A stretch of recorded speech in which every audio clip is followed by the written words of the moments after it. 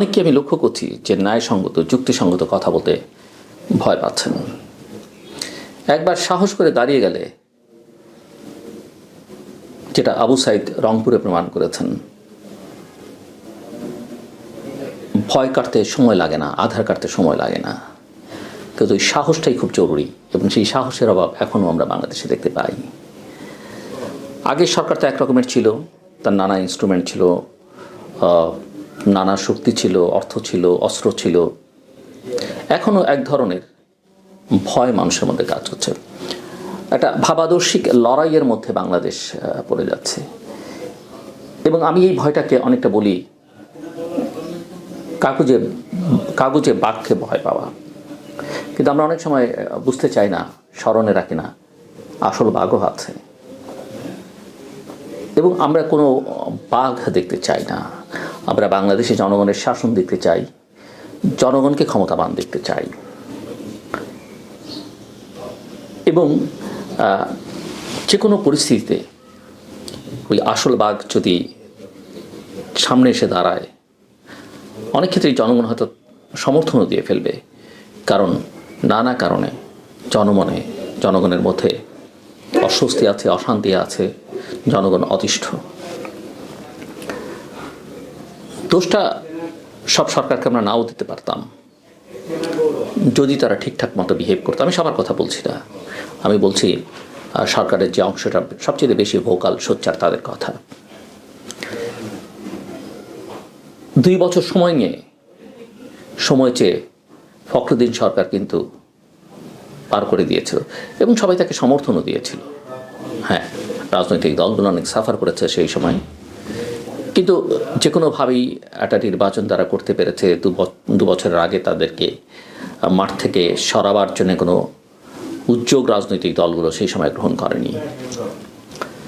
একটা সময় পর্যন্ত সাধারণ মানুষের সমর্থন এই সরকারের প্রতি ছিল, কিন্তু তার চাইতে অনেক বেশি সমর্থন নিয়ে প্রফেসর মোহাম্মদ ইউনূসের নেতৃত্বাধীন সরকার যাত্রা শুরু করেছিল। কিন্তু অবস্থাটা একটা হজ ও বরল অবস্থার মধ্যে আছে এবং মাত্র 6 মাস না যেতেই এখন রাজনীতিতে সবচেয়ে শক্তিমান যে রাজনৈতিক দল, বাংলাদেশ জাতীয়তাবাদী দল, তারা মাঠে নামবার ঘোষণা দিয়েছে। যে স্বৈরশাসন বিধায় নিয়েছে তার যে রাজনৈতিক শক্তি বা রাজনৈতিক দল, সেই আওয়ামী লীগ মাত্র 6 মাসের মাথায় এসে এখন হরতাল আর অবরোধের মতো কর্মসূচি রাখছে। আপনারা জানেন যে আওয়ামী লীগ তার ভেরিফাইড ফেসবুক পেজ থেকে কর্মসূচি ঘোষণা করেছে যে আগামী 16ই ফেব্রুয়ারি এবং 18ই ফেব্রুয়ারি তারা এই অন্তর্বর্তীকালীন সরকারের পদত্যাগ এবং অপশাসন নির্যাতনের প্রতিবাদে হরতাল ডেকেছে। হরতাল অবরোধ কর্মসূচি বাস্তবায়নে তারা 1 ফেব্রুয়ারি থেকে মাঠে থাকবার ঘোষণা দিয়েছে। কাদের ভুলে আওয়ামী লীগ এত দ্রুত কামব্যাক করতে পারছে? এখনও তারা কোনো দুঃখ প্রকাশ করেনি, এখনও তাদের মধ্যে কোনো অনুশোচনা আমরা দেখিনি। আমি কথা বলছি না যে আওয়ামী লীগ রাজনীতি করতে পারবে না, আমি কথা বলি না যে আওয়ামী লীগ ছাড়া একটা নির্বাচন গ্রহণযোগ্য হবে। আওয়ামী লীগ বা জামাত কোনো রাজনৈতিক দলকে ব্যান করবার পক্ষে না। যে যা রাজনীতি করবে, মানুষ তার পছন্দের রাজনৈতিক শক্তিকে, দলকে, ভাবাদর্শকে বেছে নেবে বা প্রত্যাখ্যান করবে, সেই ব্যবস্থার পক্ষে আমি। কিন্তু আওয়ামী লীগ সরবে এখন আন্দোলনের ঘোষণা দিচ্ছে, আর বিএনপি বলছে যে সুষ্ঠু নির্বাচন, গণতন্ত্র ফেরাবার জন্যে এবং দ্রব্যমূল্যের ঊর্ধ্বগতির প্রতিবাদে ফেব্রুয়ারি মাসের মাঝামাঝি থেকে রাজপথে নামবে এবং তারা এক ধরনের নির্বাচনকে সামনে রেখে এই সব জনসম্পৃক্ত কর্মসূচির মধ্য দিয়ে জনগণের সমর্থন আদায় করবার চেষ্টা করবে এবং অত্যন্ত দ্রুততার সঙ্গে অন্তর্বর্তীকালীন সরকারকে নির্বাচনের জন্য চাপ দিতে শুরু করবে। এবং আমরা জানি যে মানুষের মধ্যে অর্থনীতি নিয়ে অস্বস্তি আছে, ব্যবসায়ীরা আস্থা রাখতে পারছে না, বেশ কিছু পণ্যের উপরে ভ্যাট এবং আরোপ করেছে সরকার, কর আরোপ করেছে, ফলে দ্রব্যমূল্যের যে ঊর্ধ্বগতি ছিল সেটা অব্যাহত আছে এবং এইসব বিষয়ে এক ধরনের কর্মসূচি জনগণ প্রত্যাশা করে বলেই বিএনপি মনে করে। কিন্তু বাস্তবতা ছিল এই যে বিএনপি সহ প্রতিটা রাজনৈতিক দল এক্সেপ্ট আওয়ামী লীগ এবং তার মিত্ররা এই সরকারকে কিন্তু সমর্থন দিয়েছে। সরকারের শত দুর্বলতা, এমনকি সরকারের ভেতরকার একটা শক্তি বিএনপির সম্পর্কে বা বিএনপিকে যেভাবে প্রতিপক্ষ হিসেবে দাঁড় করেছে, তারপরেও বিএনপি কিন্তু সেই কাজটা করছে, সমর্থনটা অব্যাহত রেখেছে। কিন্তু এখন যে পরিস্থিতি এসে দাঁড়িয়েছে, সেখানে যদি বিএনপি মাঠে নামে, আওয়ামী লীগ কামব্যাক করবার চেষ্টা করে এবং সরকার যদি ঠিকঠাক মতো ফাংশন না করতে পারে, সরকার যদি ডেলিভার করতে না পারে, একটা ভালো নির্বাচনের নিশ্চয়তা না দিতে পারে, আন্তর্জাতিক শক্তিগুলো তাকিয়ে আছে, বাংলাদেশের জনগণ মুখিয়ে আছে ভোট দেবার জন্যে, এই পরিস্থিতি সরকার কীভাবে সামাল দেবে আমি জানি না। আমি চাই এই সরকারের অধীনে প্রফেসর মোহাম্মদ ইউনূসের নেতৃত্বাধীন একটা সরকারের অধীনে একটা ভালো নির্বাচন হোক। কিন্তু তারা যদি ডেলিভার করতে না পারেন, তখন আমি বা যে কেউ যদি দাবি করেন যে দেশে একটা নির্দলীয় শক্ত সামর্থ্য নিরপেক্ষ সরকারের অধীনে নির্বাচন হোক, সেটা খুব অযৌক্তিক হবে বলে আমার কাছে মনে হয় না। বিএনপি এখন সরকার বা সরকারের একটা অংশ বা ছাত্রদের নামে একটা অংশ, তারা অনেক রকমের দাবি করেছে। তারা রাষ্ট্রপতিকে সরাতে চেয়েছে, তারা জুলাই অভ্যুত্থানের ঘোষণাপত্র তৈরি করবার কথা বলেছে। বিএনপি সবার সঙ্গে এনগেজ করেছে তাদের সঙ্গে, কিন্তু কোনো বিষয়ে চূড়ান্ত মতামত দেন। এমনকি আমি মনে করি প্রফেসর মোহাম্মদ ইউনূসও এই জায়গায় অত্যন্ত র্যাশনাল আচরণ করেছেন। তিনি সবার সব কথা মেনে নেননি, এমনকি তার নিয়োগকর্তাদের কথাও তিনি অ্যাকসেপ্ট করেননি। বিএনপি এখন সেই সব ঘোষণাপত্র নিয়ে কাজ করছে, তারা তাদের মতামত দেবে। তারা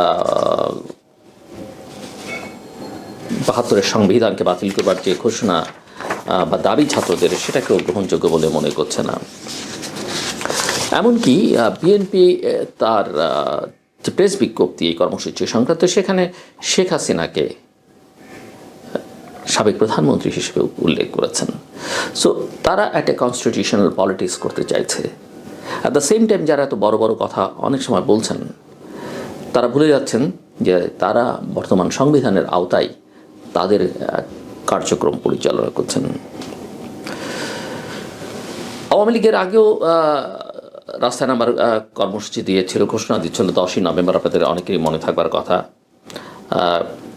কিন্তু সেটাতে তারা সফল হয়নি। তাদের এই হরতাল অবরোধ সফল হবে সেটাও আমি মনে করি না, কিন্তু তারা চেষ্টা করছে। এবং আওয়ামী লীগকে কেউ যদি খুব ছোটোখাটো রাজনৈতিক দল মনে করেন, ছোটোখাটো রাজনৈতিক শক্তি মনে করেন, সেটা তারা ভুল করবেন। এটি আদর্শের নাম, যেমন জামায়াত ইসলাম একটা আদর্শের নাম। আপনি কে ব্যান করেন, এর সঙ্গে লড়াই, রাস্তায় লড়াই করে এটাকে আপনি নিষিদ্ধ করতে পারবেন না, বল প্রয়োগ করতে পারবেন না। আদর্শের বিরুদ্ধে লড়াইটা আপনাকে আদর্শ দিয়েই করতে হবে এবং জনগণের উপরে ছেড়ে দিতে হবে জনগণ কোনটা গ্রহণ করে। সো আমি যেটা দেখছি যে অনেকেই মনে করছেন যে বিএনপি খানিকটা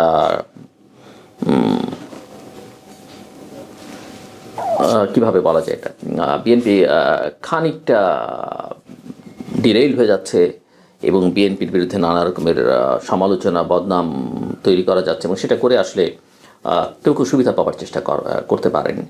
কিন্তু মনে রাখতে হবে যে রাজনৈতিক চেতনা, সেটা 1971 বলি আর 2024-এর গণ অভ্যুত্থানের বলি, সেই চেতনাকে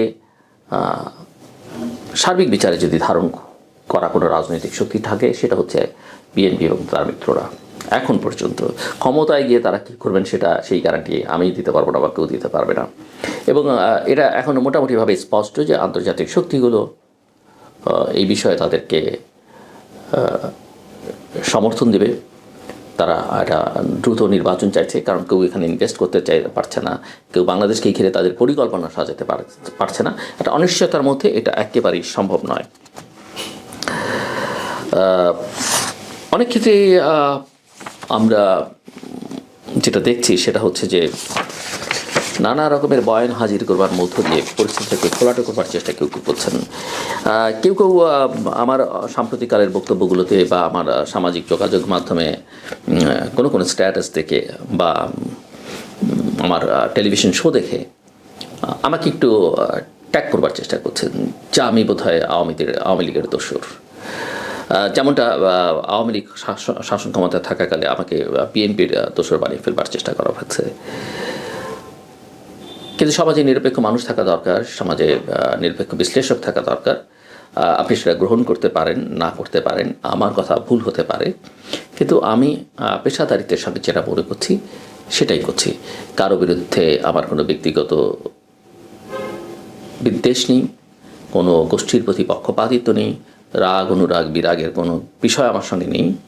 আমি যা আমার চোখে দেখছি সেটাই বলবার চেষ্টা করছি, এবং সেটাকে কেউ হুমকি ধমকি দিয়ে বা আমার বিরুদ্ধে নানা রকমের ব্যবস্থা গ্রহণ করবার মধ্য দিয়ে বা আমাকে সামাজিকভাবে আন্ডারমাইন করবার মধ্য দিয়ে আমাকে থামিয়ে দিতে পারবেন, সেটা যদি মনে করে থাকেন তাহলে ভুল করবেন। সেটা শেখ হাসিনার শাসন আমলও হয়নি, এই আমলও হবে না। আর শেখ হাসিনা শাসন আমলে বা বিএনপি যখন ক্ষমতায় ছিল বা এই সরকারে সময় আমার যে সবার সঙ্গে যারাই ক্ষমতায় থাকেন তাদের সঙ্গে যে আমার বৈরিতা থাকতে হবে তা না। আমি একজন পেশাদার সাংবাদিক, আমি একটা গবেষণা প্রতিষ্ঠানের সঙ্গে যুক্ত, সবার সঙ্গেই আমার ভালো সম্পর্ক আছে। আমরা যে ক্ষমতা থাকুন না কেন তাকে আমি অপছন্দ করলেও সেই সরকারের আমলে আমরা জীবন যাপন করি, জীবন ধারণ করি, খাওয়া দাওয়া করি, আমাদের দৈনন্দিন ক্রিয়াকর্ম করি, সরকারি নানা প্রতিষ্ঠানের সঙ্গে আমাদের নানা রকমের এনগেজমেন্ট থাকে। এর মানে যদি কেউ এভাবে চিত্রায়িত করবার চেষ্টা করেন যে উনি তো ওই সরকারের সময় ঠিকঠাক মতো ঘুমিয়েছেন, ঠিকঠাক মতো খাওয়া দাওয়া করেছেন, ঠিকঠাক মতো ঘোরাঘুরি করেছেন, উনি ওদের একজন ছিলেন, এগুলো দিয়ে আসলে এইসব চটুল কথাবার্তায় বা সস্তা কথাবার্তায় আসলে কিছু হবে না। রাজনীতি অনেক জটিল হয়ে যাচ্ছে, গোটা দেশটাকে পৃথিবী দেখছে, দেশের মানুষ অনেক সচেতন। কাজে আসুন আমরা প্রপারলি বিহেভ করি এবং দেশটাকে আমরা একটা ভালো জায়গায় নিয়ে যাওয়ার চেষ্টা করি সম্মিলিতভাবে। প্রত্যেকের অবদান আছে নিঃসন্দেহে। আমি যাদের সমালোচনা করি জুলাই আগস্টের সেই দিনগুলোর কথা যদি তারা দেখেন, আমার কথা শোনেন, আমার শো দেখেন, চরম প্রতিকূলতার মধ্যেও আমি তাদেরকে সমর্থন করেছি, আজকেও আমি তাদেরকে সমর্থন করতে চাই। কিন্তু তারা যদি ভুল করেন, এবং আমি আজকে অনেক ক্ষেত্রে বলি যে বিএনপি র্যাশনাল আচরণ করছে, কিন্তু বিএনপি যদি ভুল আমি দেখি, নিশ্চিত থাকতে পারেন সবার আগে আমি বলবো। আওয়ামী লীগ যখন ক্ষমতায় ছিল আওয়ামী লীগের সমালোচনা যেমন করেছি, একথাও আমার পুরনো অনুষ্ঠান দেখলে বা আমার এই কথাবার্তা শুনলে দেখবেন যে আওয়ামী লীগ যখন বিপদে পড়বে ন্যায়সঙ্গতভাবে তারপরে যদি কোনো আচরণ করা না হয়, হয়তো আমি বা আমার মতো কেউ তাদের পক্ষে দাঁড়াবে।